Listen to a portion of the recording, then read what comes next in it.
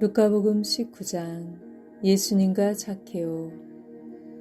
예수님께서 예리고에 들어가시어 거리를 지나가고 계셨다.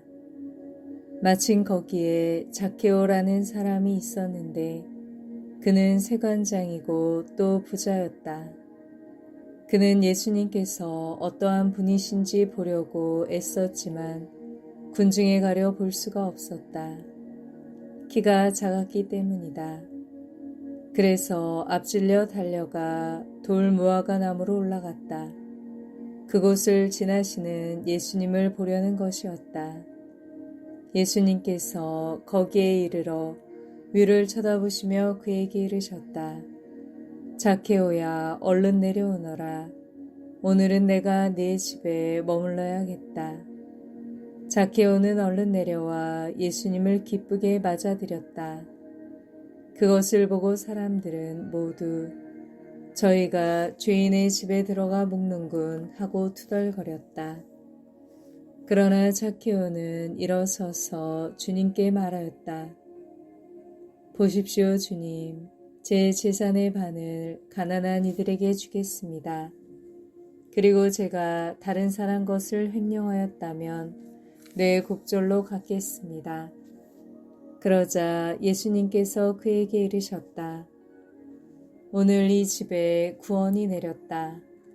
이 사람도 아브라함의 자손이기 때문이다. 사람의 아들은 잃은 이들을 찾아 구원하러 왔다. 미나의 비유. 사람들이 말씀을 듣고 있을 때에 예수님께서는 비유 하나를 덧붙여 말씀하셨다. 예수님께서 예루살렘에 가까이 이르신 데다 사람들이 하느님의 나라가 당장 나타나는 줄로 생각하고 있었기 때문이다. 그리하여 예수님께서 이르셨다. 어떤 귀족이 왕권을 받아오려고 먼 고장으로 떠나게 되었다.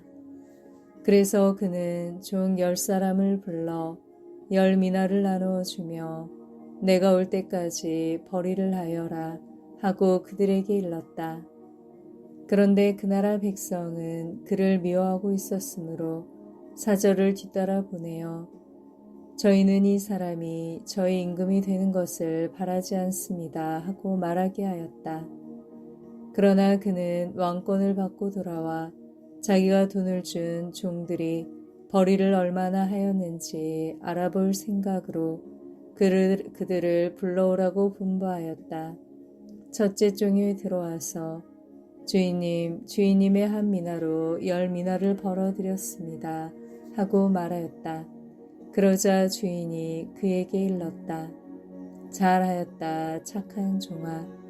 내가 아주 작은 일에 성실하였으니 10고을을 다스리는 권한을 가져라.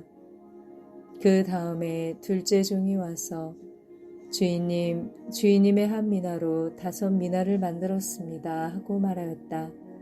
주인은 그에게도 일렀다. 너도 5고을을 다스려라. 그런데 다른 종은 와서 이렇게 말하였다. 주인님의 한 미나가 여기에 있습니다. 저는 이것을 수건에 싸서 보관해 두었습니다. 주인님께서 냉혹하신 분이어서 가져다 놓지 않은 것을 가져가시고 뿌리지 않은 것을 거두어 가시기에 저는 주인님이 두려웠습니다. 그러자 주인이 그에게 말하였다. 이 약한 종아, 나는 내 입에서 나온 말로 너를 심판한다. 내가 냉혹한 사람이어서 가져다 놓지 않은 것을 가져가고 뿌리지 않은 것을 거두어 가는 줄로 알고 있었다는 말이냐? 그렇다면 어찌하여 내 돈을 은행에 넣지 않았더냐?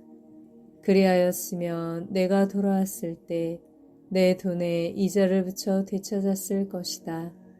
그러고 나서 곁에 있는 이들에게 일렀다.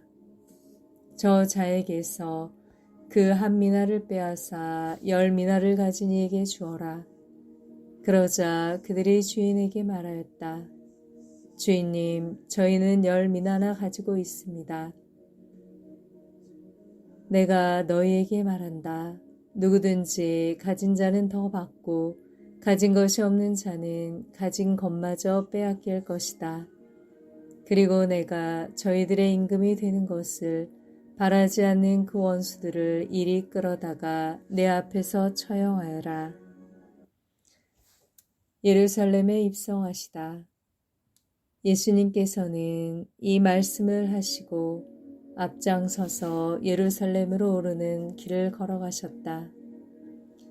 올리브산이라고 불리는 곳 근처 베파게와 베타니아에 가까이 이르셨을 때 예수님께서 제자 둘을 보내며 말씀하셨다. 맞은쪽 동네로 가거라. 그곳에 들어가면 아직 아무도 탄 적이 없는 어린 나귀 한 마리가 매어 있는 것을 보게 될 것이다. 그것을 풀어 끌고 오너라. 누가 너희에게 왜 푸는 것이오? 하고 묻거든 이렇게 대답하여라. 주님께서 필요하신답니다. 분부를 받은 이들이 가서 보니 예수님께서 말씀하신 그대로였다. 그래서 그들이 어린 나귀를 푸는데 그 주인이 왜 그 어린 나귀를 푸는 거요? 하고 물었다. 그들은 주님께서 필요하시답니다. 하고 대답하였다. 그리고 그 어린 나귀를 예수님께 끌고 와 그 위에 자기들의 겉옷을 걸치고 예수님을 거기에 올라타시게 하였다. 예수님께서 나아가실 때에 그들은 자기들의 겉옷을 길에 깔았다. 예수님께서 어느덧 올리브산 내리막길에 가까이 이르시자 제자들의 무리가 다 자기들이 본 모든 기적 때문에 기뻐하며 큰 소리로 하느님을 찬미하기 시작하였다. 그들은 이렇게 말하였다. 주님의 이름으로 오시는 분, 임금님은 복되시어라. 하늘의 평화, 지극히 높은 곳의 영광. 군중 속에 있던 바리사이 몇 사람이 예수님께 스승님, 제자들을 꾸짖으십시오 하고 말하였다. 그러자 예수님께서 대답하셨다. 내가 너희에게 말한다. 이들이 잠잠코 있으면 돌들이 소리를 지를 것이다. 예루살렘의 멸망을 예고하시며 우시다. 예수님께서 예루살렘에 가까이 이르시어 그 도성을 보고 오시며 말씀하셨다. 오늘 너도 평화를 가져다 주는 것이 무엇인지 알았더라면 그러나 지금 내 눈에는 그것이 감추어져 있다. 그때가 너에게 닥쳐올 것이다. 그러면 너의 원수들이 내 둘레에 공격 축대를 쌓은 다음 너를 에워싸고 사방에서 조여들 것이다.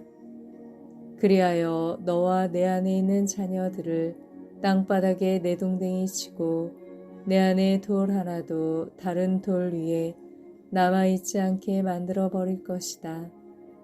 하느님께서 너를 찾아오신 때를 내가 알지 못하였기 때문이다. 성전을 정화하시다. 예수님께서 성전에 들어가시어 물건을 파는 이들을 쫓아내기 시작하시며 그들에게 말씀하셨다. 나의 집은 기도의 집이 될 것이다. 라고 기록되어 있다. 그런데 너희는 이곳을 강도들의 소굴로 만들어 버렸다. 예수님께서는 날마다 성전에서 가르치셨다.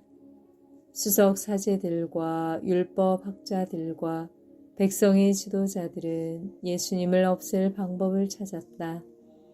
그러나 어떻게 해야 하는지 그 방도를 찾지 못하였다. 온 백성이 그분의 말씀을 듣느라고 곁을 떠나지 않았기 때문이다.